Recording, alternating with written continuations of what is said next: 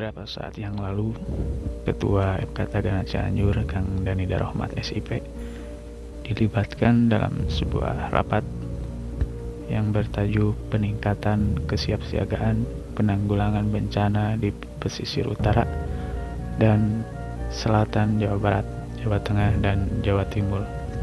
Jumat tanggal 19 November 2021.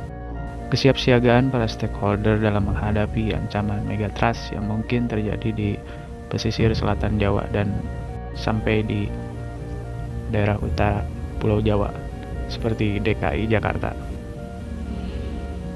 Lalu, apakah megatrust itu? Kemudian peluang terjadinya di daerah tersebut seperti apa? Informasi mengenai potensi gempa megatrust dan tsunami yang akan terjang sebagian wilayah di Indonesia membuat panik masyarakat. Berkaitan dengan ini, pihak BMKG Stasiun Meteorologi Maritim Kelas 1 Serang menyebut potensi ancaman megatrust yang belakangan ini ramai diperbincangkan memang ada. Meski demikian, belum ada yang bisa mengetahui kapan ancaman tersebut akan terjadi. Karenanya masyarakat diharapkan tidak panik dan dihimbau untuk dapat melakukan mitigasi awal sebagai upaya pencegahan. Diberitakan sebelumnya bahwa kecemasan dan kepanikan publik yang muncul menyusul peredaran informasi mengenai potensi gempa megatrust yang kemungkinan akan terjadi karena adanya kesalahpahaman di kalangan masyarakat. Informasi mengenai potensi gempa megatrust berdasarkan permodelan yang dibuat para ahli sebenarnya ditujukan sebagai acuan mitigasi.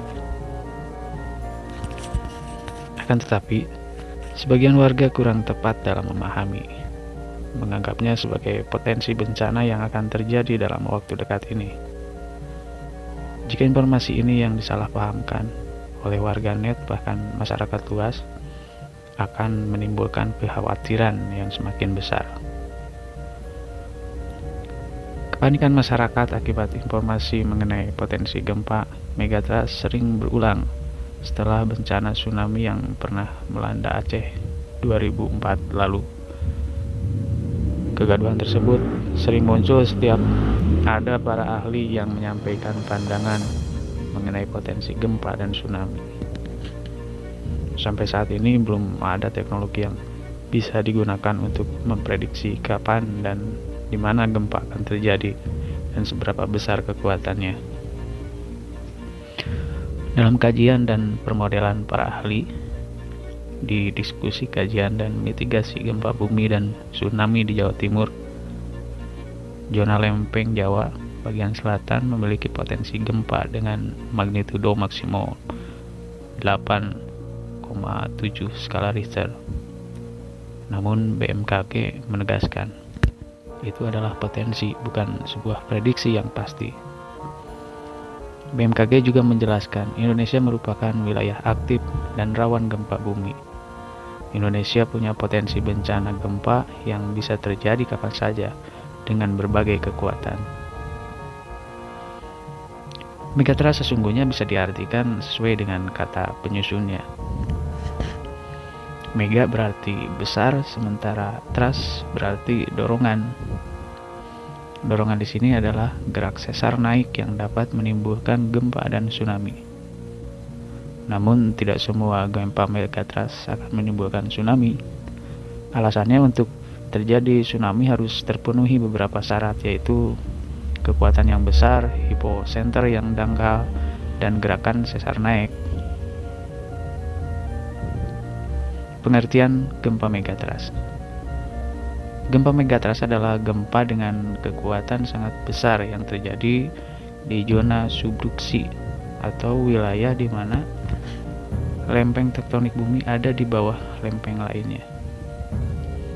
Gempa megatrust terjadi pada batas lempeng konvergen di mana satu lempeng tektonik dipaksa di bawah yang lain. Gempa tersebut disebabkan oleh slip di sepanjang patahan dorong yang membentuk kontak antara dua lempeng ini.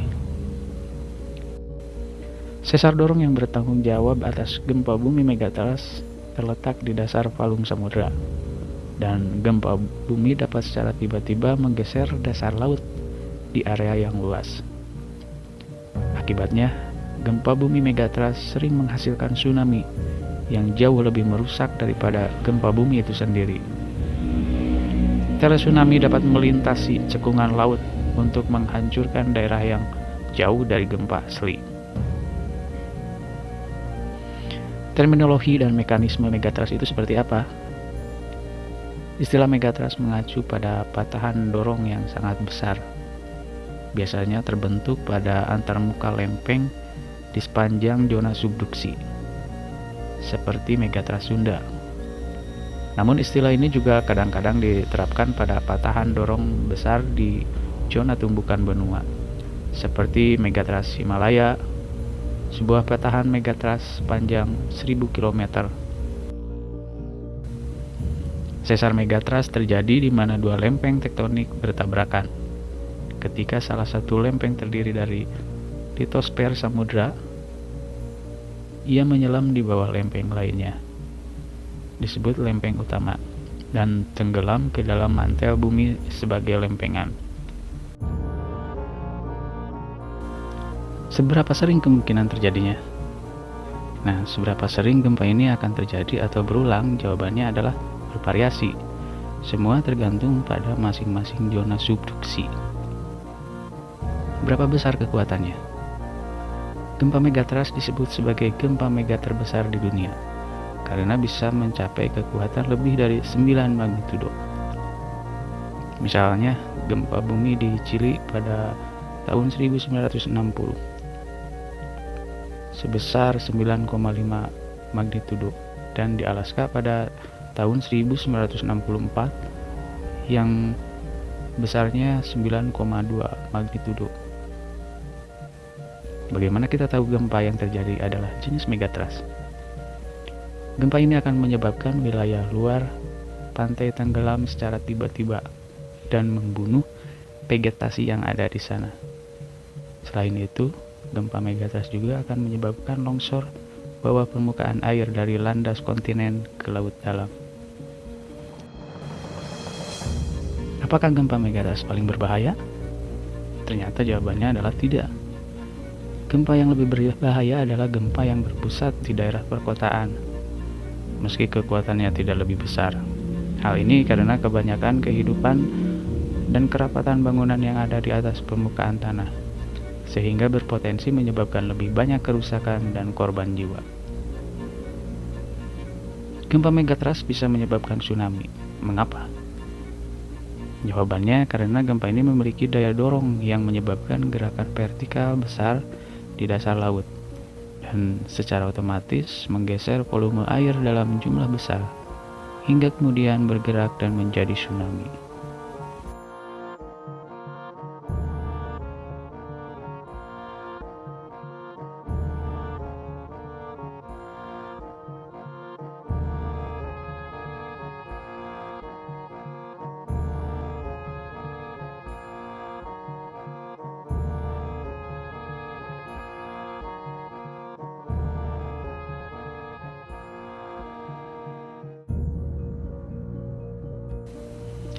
Gempa megatrust terbesar yang tercatat adalah gempa bumi Valdivia pada tahun 1960. Diperkirakan berkekuatan 9,4 sampai 9,6 magnitudo, berpusat di lepas pantai Chili di sepanjang palung Peru Chili,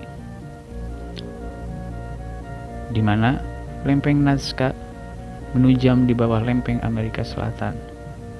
Wilayah megatrust ini secara teratur menghasilkan gempa bumi yang sangat besar. Wallahu a'lam bishawab. Informasi mengenai potensi gempa berdasarkan permodelan yang dibuat para ahli sebenarnya ditujukan sebagai acuan mitigasi. Tetapi kadang kita kurang tepat dalam memahami, menganggapnya sebagai potensi bencana yang akan terjadi dalam waktu dekat. Ini masalah sains komunikasi yang masih terus saja terjadi, karena hingga saat ini masih ada gap atau jurang pemisah antara kalangan ahli dengan konsep ilmiahnya dengan masyarakat yang memiliki latar belakang dan tingkat pengetahuan sangat beragam. Namun demikian, mari kita sikapi dengan bijak dan waspada.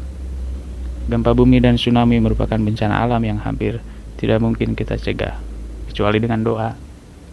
Apa yang kita bisa perbuat adalah bagaimana kita bersiap menghadapinya.